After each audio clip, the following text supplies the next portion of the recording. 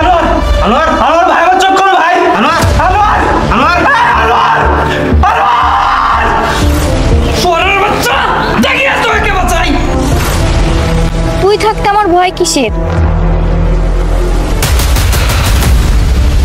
কিরে নবাব, আমার চোখ ছোট বলে কি ভেবেছিস আমি কিছু দেখতে পাই না?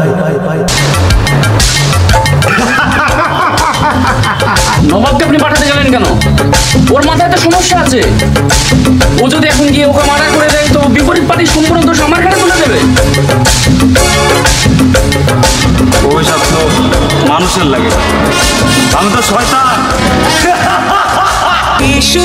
হাসি তোমার